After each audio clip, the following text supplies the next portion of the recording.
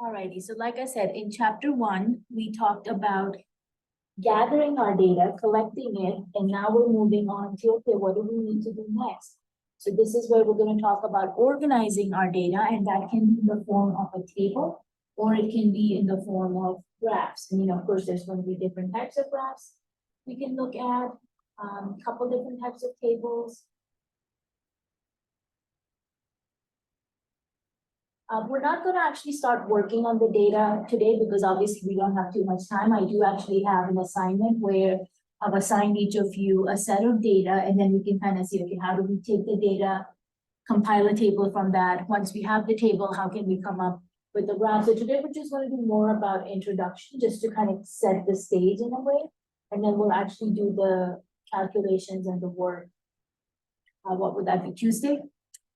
So in this case, basically, one of the first things you're going to work with is what we call as a frequency distribution. And frequency distribution can be basically a table that can be set up differently depending on what type of data you have. So as you can see, just by definition, we're saying it basically lists each category of data. And then as the term frequency suggests, what are the number of occurrences of that data? So let's say if we were talking about age of all the students, and we're kind of a small class, but let's say if we had, like a 20, 25 students in class, then we could basically see, is there a certain age that keeps repeating? And, normally if it's a class full of freshman students who are just right out of high school, then we would see a lot of those 18, 19, 20 years, right?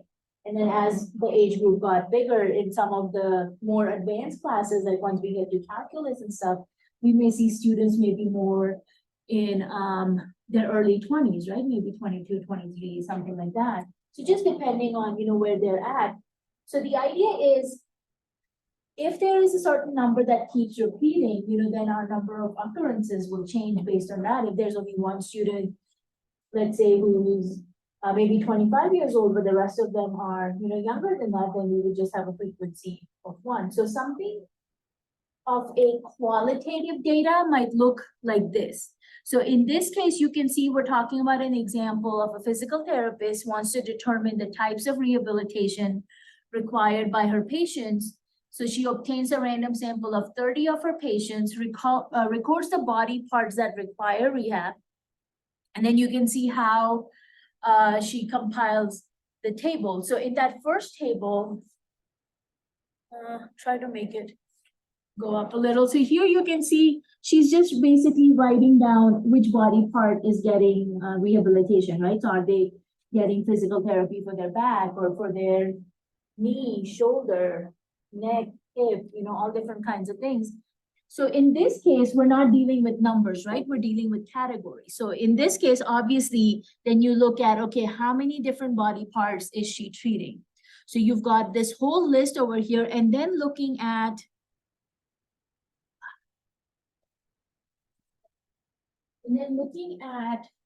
her 30 patients that she's considering over here, right off the top over here, you can see we've already got back,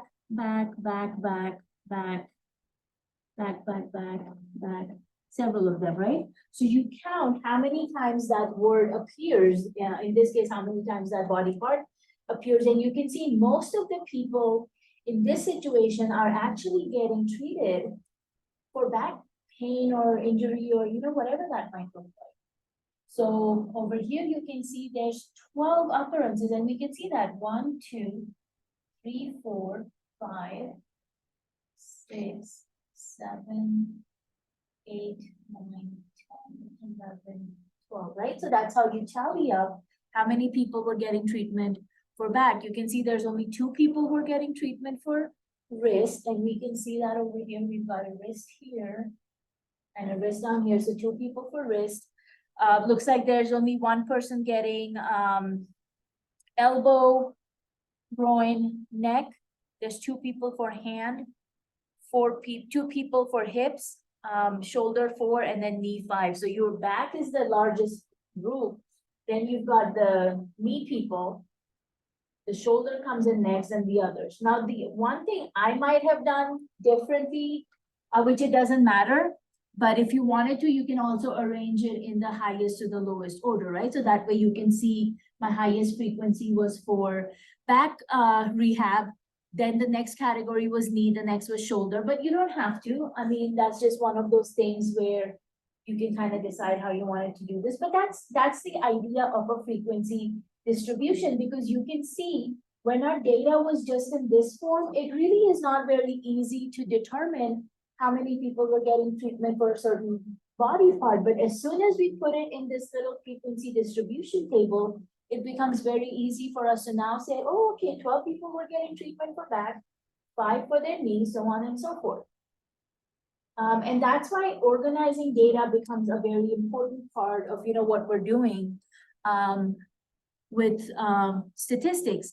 Now, once you get your frequency distribution, you can then calculate your relative frequency, which is basically converting the frequency amount into a percentage, or in this case, we normally leave it as a decimal value. So you're literally taking the sum of all frequencies. So I actually want to go back. They may actually be showing that. But when we're talking about the sum of all frequencies, we're literally talking about get a total of this column here, which they've told us she had a total of 30 patients she was looking at.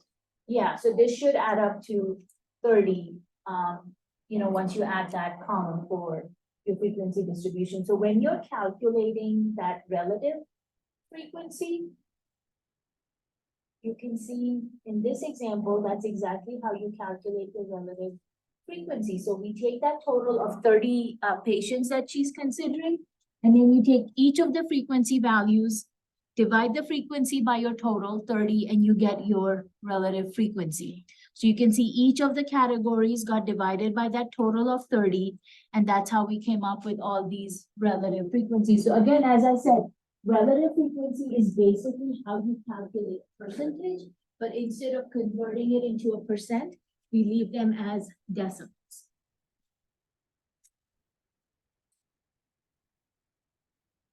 And this is actually going to be one of the examples we're going to be working on, but instead of, categories, we're actually going to be working with numbers. Okay, so once you have constructed your frequency table, your frequency distribution, or your relative frequency distribution table, then we actually move on to how do we graphically represent this. And so for the graphical representation, again, since if we're talking about categories, remember on your graph, you're always going to have a horizontal and a vertical axis. Most of the time, we try to use the horizontal axis for putting the categories in, and then the vertical axis would be where we put the frequency values in. But you will see you can have a horizontal or a vertical bar graph, so just depending on which one you're doing, you can switch those axes values around. And then basically the frequency or the relative frequency is going to tell you how tall or how long your bars are going to be, depending on are you doing a vertical or horizontal bar graph. So they're talking about the rectangles of equal width are drawn for each category, because you don't want to, and this will be something we'll talk about, misuses of statistical data, but you want to keep that thickness of each of the bar the same. So for each category, because you don't want to make, what was it? The back was the largest group. So you don't want to make the back one really wide, but then make the others really narrow, because that visually can mess up with, how you read data. So we want to keep the width to be of the equal measurement.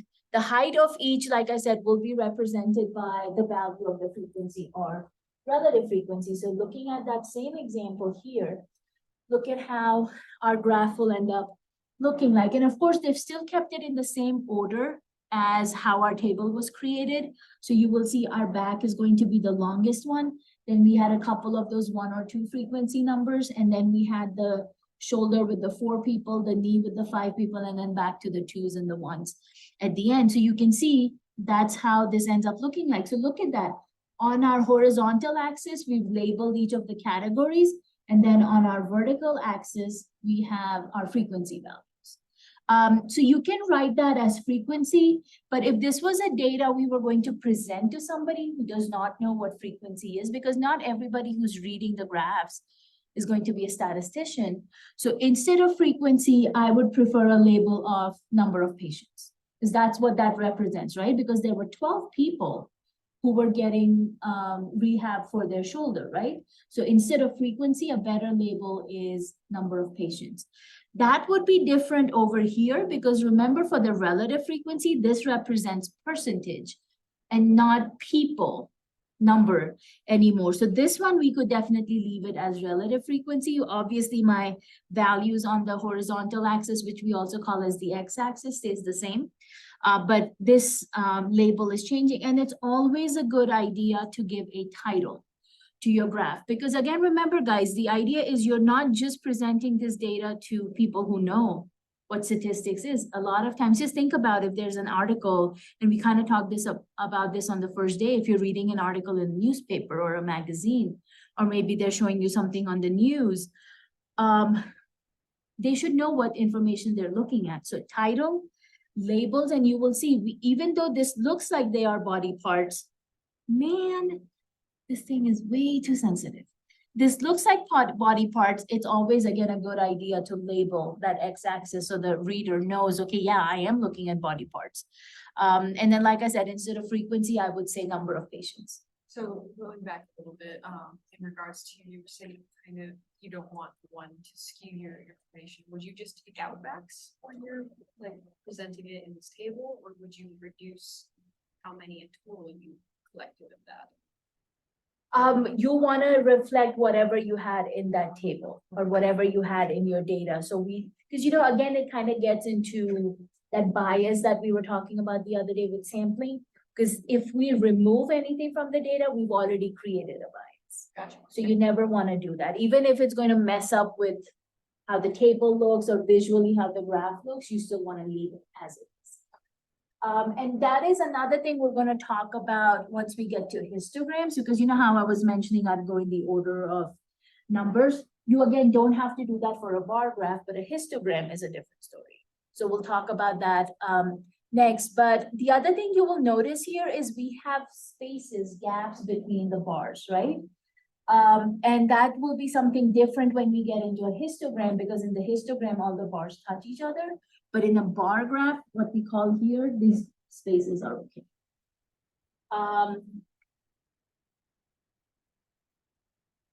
And then this example here is just talking about if you were going to use technology to do this. And we'll work with either Google Sheets or Microsoft Excel, depending on what you guys have access to.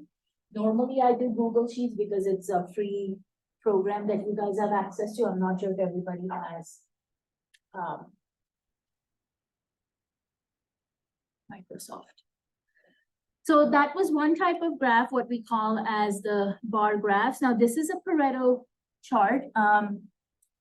It's named after a person. His last name was Pareto. I can't remember his first name. It's in the handouts. So the Pareto is also like a bar graph, but this one you will see does actually go from the highest to the lowest value. So this is in, as we call it, the decreasing order of frequency or relative frequency. So this one, Pareto, by default, if you're going to be using a Pareto chart, you do have to put it in that decreasing order. So start with the largest value and go down to the smallest. But essentially, you will see this still looks very similar to our bar graph, right? We've definitely got those gaps between our bars over here. In this case, we're using the relative frequency, but you could have done this with the frequency table also. And then in that case, just make sure you're going in that decreasing order. Same thing, make sure you have a title and you've got labels on your X and Y axes as you're working through this. If you are comparing more than one data set, that is where this idea of side-by-side bar graphs would work, because, again, it makes it easier to do a comparison. So the example we're looking at here is talking about the educational attainment in 1990, compare that to 2013 of 25-year-old adults and people who are older than them who are residents of the United States. So they're talking about the data is in thousands. So when they give you the number 39,344, it actually is 39,344,000, because they've basically taken the whole 3 digits out of their calculations. So in this case, how would that comparison look like? So again, remember guys, this is basically 39 million, 344, 24,517. Okay. So they're talking about what level of education basically people had, comparing it to 1990 to 2013. So you will see not a high school graduate. We had a larger number in 1990, but that number dropped in 2013. High school diploma has gone up between the 2 years. Some college, but not a degree, has also gone up. Associate's degree, bachelor's, and either a graduate or a professional degree. So of course we can see, comparing it from 1990 to 2013, we're definitely seeing people getting more, having a higher level of educational attainment that maybe they did back, what was that, 23 years ago? But look at how that graph ends up looking. So it's not you're literally doing two graphs next to each other. It's in one graph, you're including both of them. So in this case, since you are using two sets of data, you do want to include a legend, right? So the blue bars represent the year 1990, the green ones represent 2013. Again, we want to make sure we're giving it a title, and the title should be representative of what data you're looking at. So you can see educational attainment in 1990 versus 2013. We've, of course, again, this is a category-based data. So we're talking about what are the different categories, and then they again did relative frequency. But if you were using frequency as your value over here, then instead of frequency, again, I would say number of people, but in thousands. So that way we would know if we're looking at, that 39,000, it's actually 39 million and not just thousands, unless you wanted to do your table in millions, and then you could say my number is in millions. But look at that. So you can see for not a high school graduate was the only one where 2013 had the smaller number, but in all of them, I thought that was a larger number.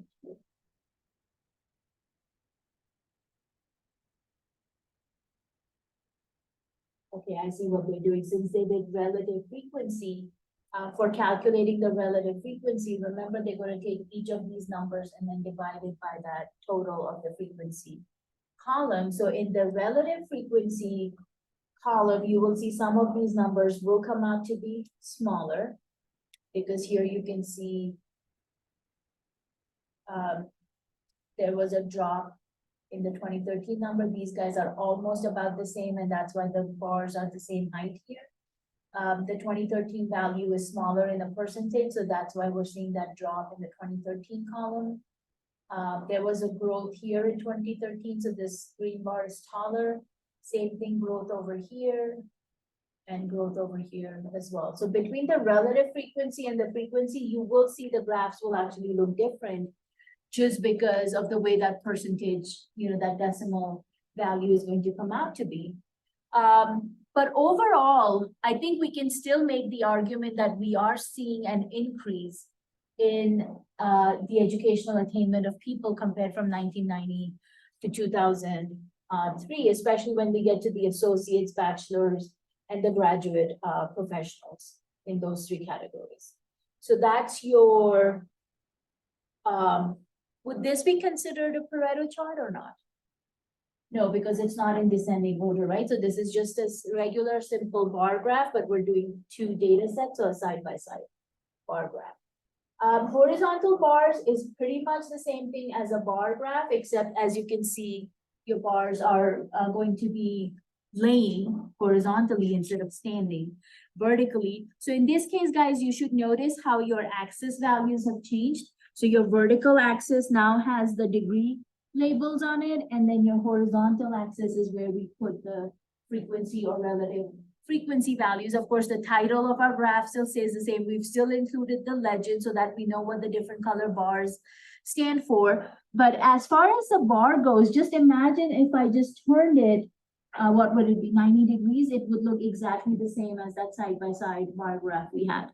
But that's basically, so you can have, as I mentioned before, a vertical or a horizontal bar graph. And I think it's more of a choice as a presenter. Do you prefer what it looks like as a horizontal graph or a vertical?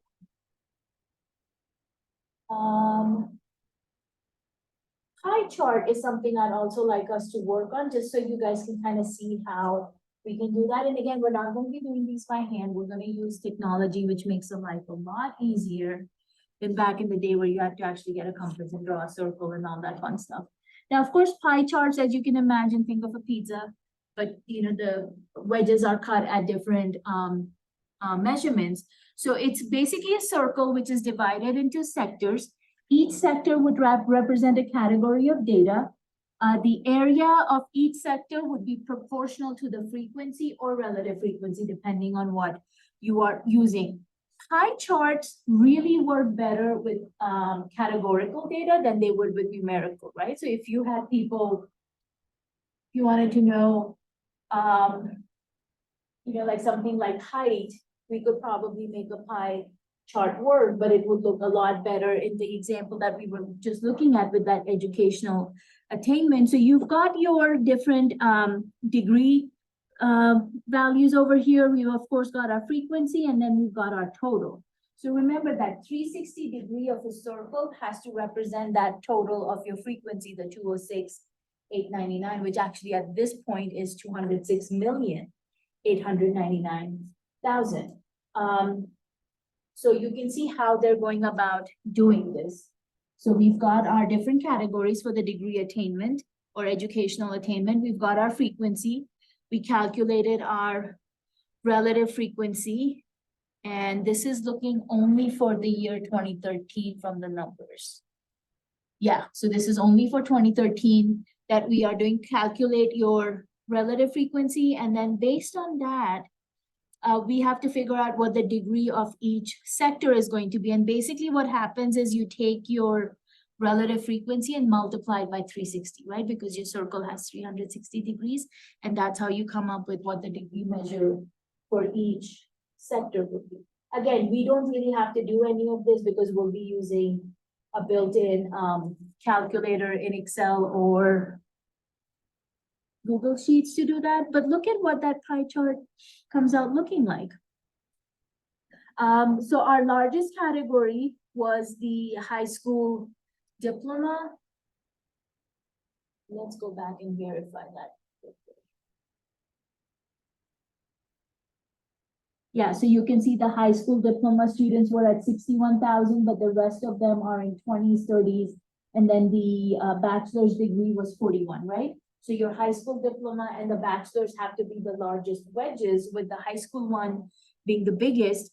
And you can see that over here. So our high school is 30% of the entire circle, and our bachelor's degree is 20%, but the rest of them are values smaller than that. And then you've got your 17% for some college. Professional and not a high school graduate are both at 12%, and then your associate's degree was at 10%. So you can see how each of those wedges come out looking differently. And it's kind of interesting how you can do pie charts, because you can actually do 3D pie charts also, right? If you wanted to make them look more like, I don't know, Chicago style pizza than flat base one. So this is okay, but you can kind of give it a little bit of that, but you have to be very careful. And again, we'll talk about this in misuse of statistics, because a lot of times when you start doing like 3D kind of graphs, again, visually, sometimes they can be misleading, and it can actually show the viewer something is much larger than what it really might be in terms of value. So using how you work with graphs is going to be very, very crucial. And that's kind of some of the things I want us to like experiment with, but actually do hands-on. So I know you normally bring your tablet. I don't know how much your tablet will let you work with like Excel or Google Sheets. So can you bring a laptop, or is your laptop still not working? Yeah, you have it. Okay. So a laptop would be the best, or a tablet which lets you work through. Because I want each and every one of you to be able to work through with me as we go through this example. So that's what we're going to do next time in class, is we'll start with the data set. We'll talk about how to make our table, because I need to go through some calculations with you on that, and then how to come up with our graph. So we'll kind of start with that, and then we'll see how much time that takes, and then we'll move on to the next activity. But that's basically what 2.1 is talking about, is introducing you to the different types of graphs, the different, the frequency and the relative frequency, and then we'll build up on that. With 2.2 is where we talk about histograms, so we might do that before we get into the activity. All right, guys? So if you can work on, at least start working on 2.1 homework, that'd be great, and if you have any questions, let me know. All right, guys, have a wonderful weekend, everyone. Be safe, and I will see you on Tuesday.